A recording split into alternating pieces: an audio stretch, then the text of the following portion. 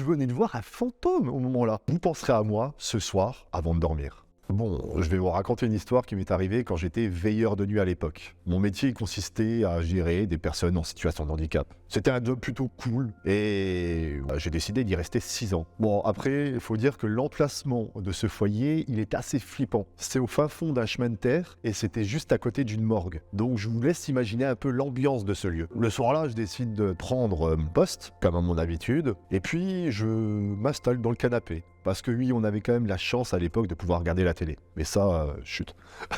Je commence à regarder la télé et tout d'un coup, je me sens fatigué. Pourtant, j'avais assez bien dormi la veille. J'ai donc décidé de fermer les yeux quelques secondes pour essayer de reprendre un peu de force. Et au moment où j'ouvre les yeux, je vois entre la porte quelque chose apparaître. J'avais jamais vu ça de ma vie. J'étais clairement face à un fantôme. Alors vous allez peut-être rigoler, mais c'est la première fois que je vois quelque chose d'aussi précis de mes yeux. En fait, c'était tout simplement une femme habillée d'une longue robe blanche qui s'avançait tout doucement vers moi. Et au moment-là, je ne pouvais rien faire. C'est-à-dire que je ne pouvais pas parler, je ne pouvais pas bouger, je ne pouvais pas m'exprimer.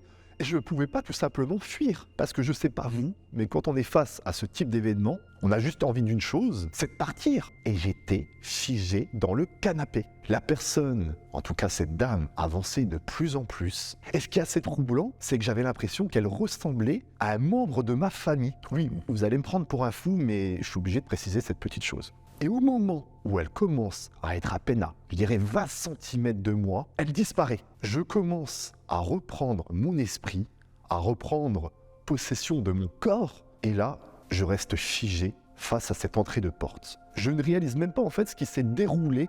Je n'ai pas peur, je ne pleure pas, je ne rigole pas. Je suis sans vie.